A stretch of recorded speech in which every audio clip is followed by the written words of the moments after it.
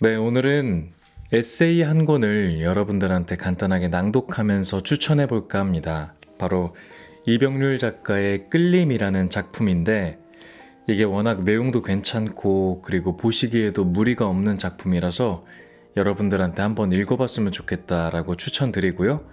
그리고 제가 생각했었을 때 나름 좀 인상적으로 다가왔었던 그런 구절들 몇 개 낭독해 보도록 하겠습니다.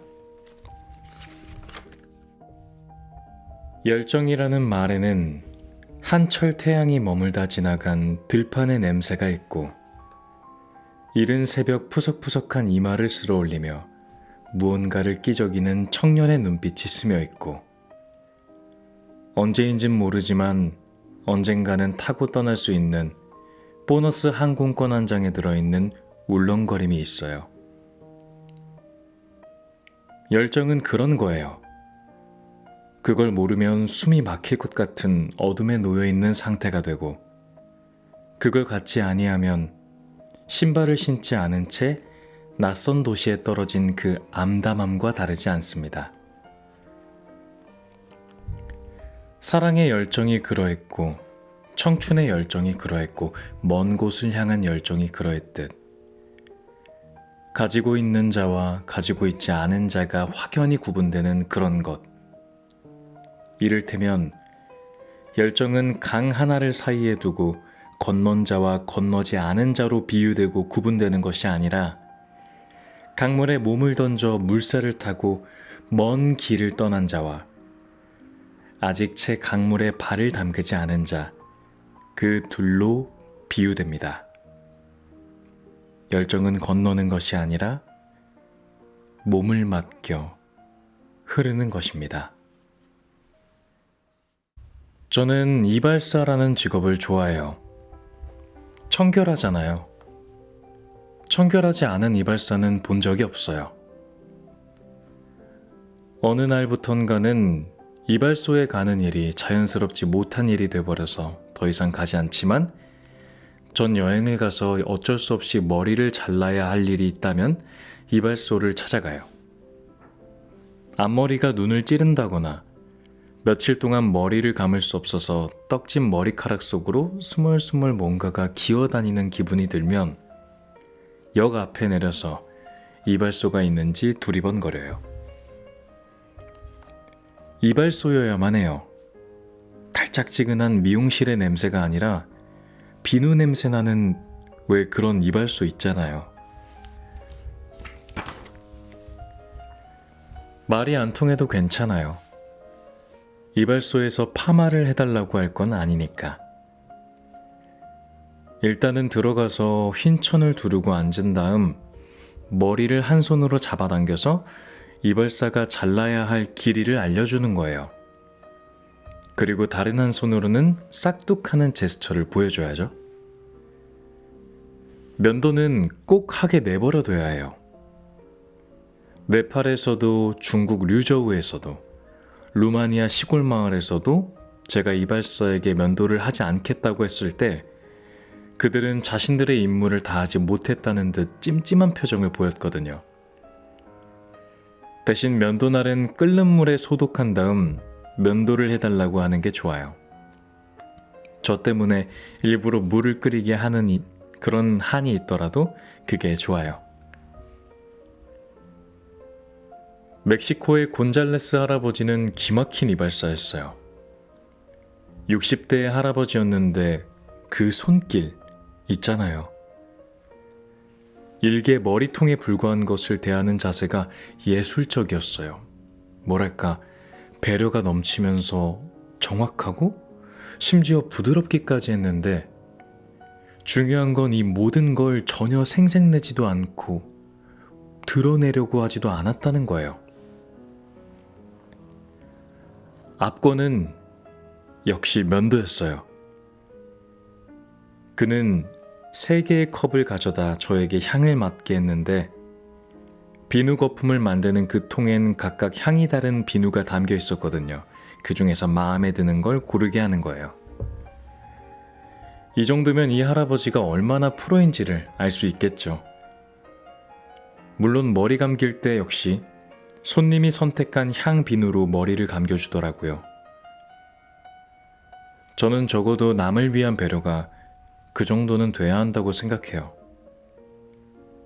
한 가지 비누만으로 모든 손님의 머리를 감기고 면도를 해주는 것도 뭐 나쁜 일이긴 할까마는 왠지 존중받는 기분이 들잖아요. 나의 머리카락과 수염이 존중받는 거잖아요. 그 기분이 나쁠 리가 없잖아요. 내가 그리고 싶은 그림 얘기해 줄까요? 우선 흰 도화지의 한가운데를 눈대중으로 나눈 다음 맨 위에서부터 아래 끝까지 줄을 내려 그어요. 이 선은 뭘 의미하냐면 왼쪽 벽과 오른쪽 벽을 나누는 건데, 우선 지금 당장은 평면처럼 보이지만 이 두 벽은 정확한 90도를 유지하고 있어요. 그러니까 왼쪽 골목에서 오른쪽 골목으로 가려면 90도, 몸을 회전해야 되는 기역자 벽인 거죠. 일단 왼쪽 벽에다가는 한 남자를 그려요. 벽 쪽에 몸을 바싹 붙이고 오른쪽 벽을 향해 몸을 돌리고는 살금살금 숨바꼭질하듯 눈치를 보고 있는 옆모습의 한 남자를요. 오른쪽 벽 역시 마찬가지로 한 여자를 그려요. 여자 역시 벽 쪽에 붙어서 조심스레 누군가를 훔쳐보기라도 하듯 잔뜩 긴장을 하고 있는 옆모습의 여자를요. 실제 거리는 몇 센치에 불과하지만 90도로 꺾인 벽이기 때문에 상대방은 저 벽 뒤에 누군가가 가까이 있다는 사실조차 모르죠.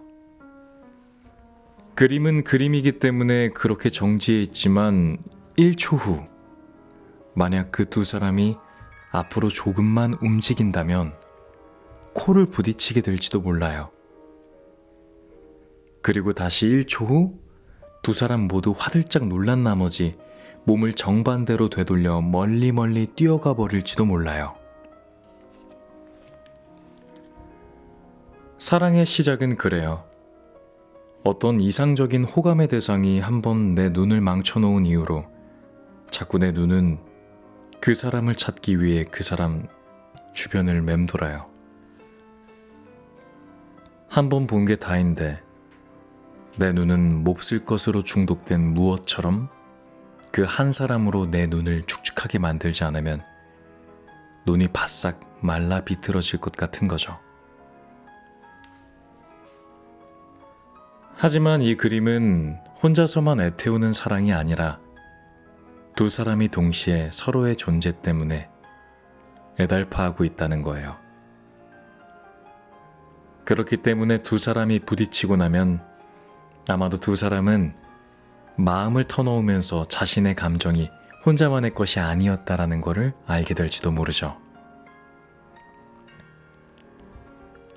사실 난 오래전부터 당신을 좋아하고 있었어요. 이 말을 동시에 둘이서 상대방이 똑같은 말을 하는지도 모르고 그냥 해버리는 거예요.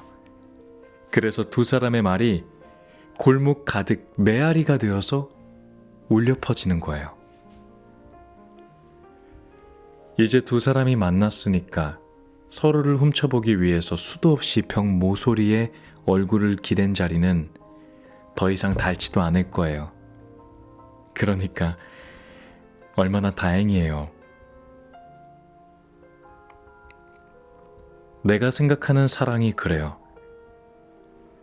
한 사람의 것만으로는 가 닿을 수 없는 것, 그러기엔 턱없이 모자라고 또 모자란 것, 그래서 약한 물살에도 떠내려가 버리고 마는 것, 한 사람의 것만으로는 이어붙일 수 없는 것, 한 사람의 것만으로는 아무것도 아닌 게 되는 것. 자, 지금까지 내가 그리고 싶은 그림 얘기를 했어요. 이 그림 제목은 그렇게 시작됐다. 이거예요.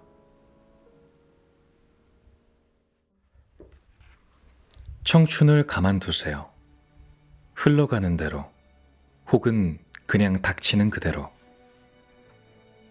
청춘에 있어서만큼 사용법이란 없습니다. 파도처럼 닥치면 온몸으로 받을 것이며, 비갠 뒤에 푸른 하늘처럼 눈이 시리면 그냥 거기다 온몸을 푹 담그면 그만이에요. 주저하면 청춘이 아닙니다.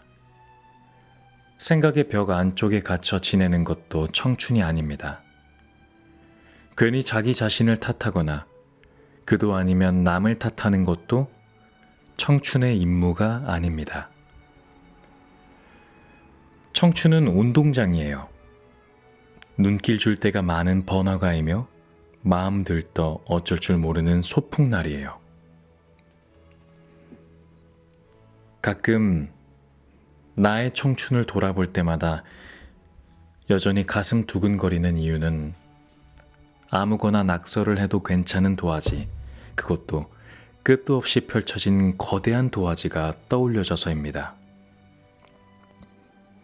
누군들 그러지 않을까요?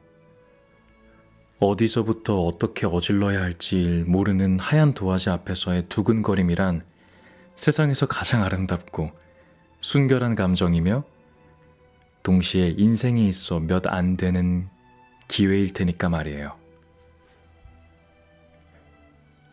하지만 청춘은 방해받는 것 투성이입니다. 하지 말라는 말들을 귀에 딱지가 앉을 정도로 들어야 하므로 느낄 수도 만날 수도 가질 수도 없게 합니다. 그럼에도 느껴야만 하는 것, 만나야 하는 것, 사력을 다해 가져야 하는 것, 그래서 반드시 행복해야 하는 것, 그것이 청춘입니다.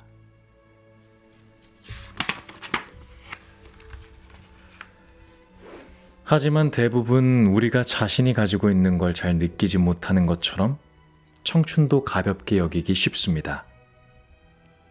그렇기 때문에 가볍게 소비되고 말며 그것이 얼마나 소중하고 아름다운 것이며 사랑스러운 것인지를 모릅니다. 청춘은 한 뼘 차이인지도 모릅니다. 그 사람과 내가 맞지 않았던 것도, 그 사람과 내가 인연으로 스치지 못했던 것도 그 한 뼘 차이 때문이었는지도 모르겠어요. 청춘의 모두는 한 뼘과 연관되어 있으며 겨우 그 한 뼘 때문에 대부분의 결과는 좋지 않아요. 그러므로 지금까지의 모든 청춘은 실패했습니다.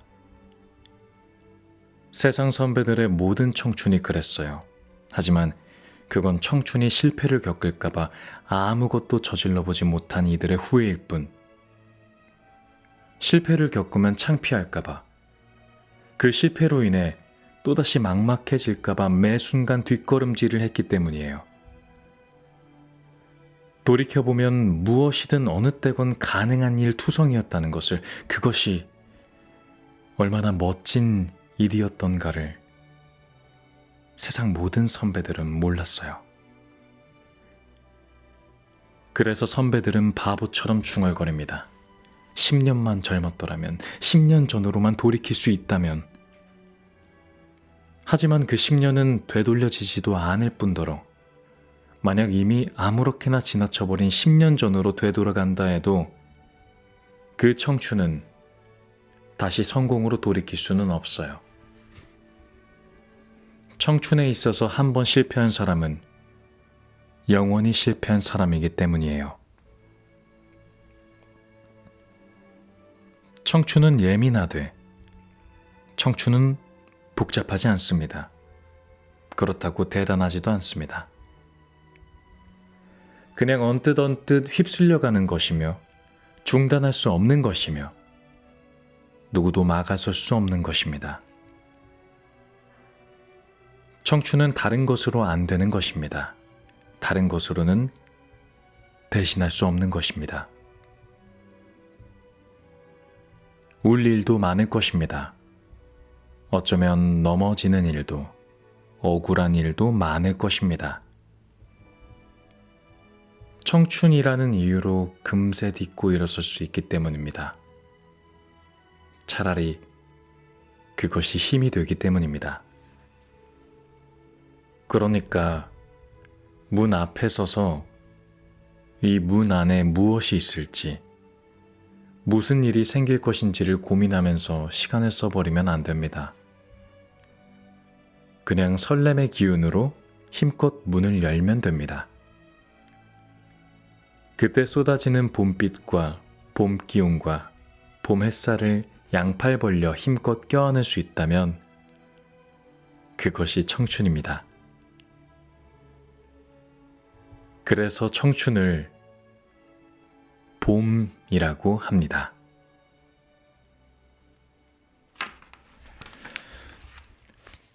여러분 어떠셨나요? 이 이병률 작가의 글들 들어보니까 되게 매력적이지 않나요? 이분이 이런 에세이만 쓰시는 게 아니라 시도 쓰시는 분이기 때문에 문체의 특징들이 굉장히 다채롭다라는 게 느껴집니다. 저 같은 경우에는 이거를 낭독하는 것을 좀 취미로 하고 싶어 하시는 분, 낭독을 조금 실력을 높이고 싶다라고 하시는 분들께 굉장히 많이 추천하는 책 중에 하나인데요. 제가 지금 읽었었을 때는 이 말들을 다 지금 문어체, 였다, 그런 것이다 라는 형태에서 이제 였어요, 였습니다 라고 이제 구어체던가 구어 격식체로 제가 자동적으로 변환하였습니다. 그래서 여러분들께서 직접 읽을 때는 아마 조금 더 약간 독백으로 읽듯이, 독백하듯이 내면 속에 약간 차곡차곡 쌓을 수 있는 글이 될 수 있을 거라고 생각하고, 만약에 이거를 저처럼 이렇게 낭독도 하고 말로 뱉어보겠다 하시는 분들은 저처럼 약간 구어 격식체로 바꿔보시면은 이 작가의 감정을 내가 조금 더 고스란히 느껴서 전달할 수 있는 화자의 입장으로도 배워볼 수 있을 거예요. 이런 좋은 글들을 만나면은 여러 감각들이 많이 느니까 여러분들한테 이걸 그냥 독서의 의미로도, 그리고 이거를 감각의 체험으로도 굉장히 추천하고 싶다 라는 생각이 드는 작품이었습니다. 다음번에 또 다른 내용, 또 다른 책으로 낭독을 해보도록 할 테니까 여러분들께서 혹시나 원하시는 작품이 있으면 언제든지 말씀해 주시고요. 오늘 하루도 수고 많으셨습니다. 내일 더 행복이 많기를 바랄게요. 안녕.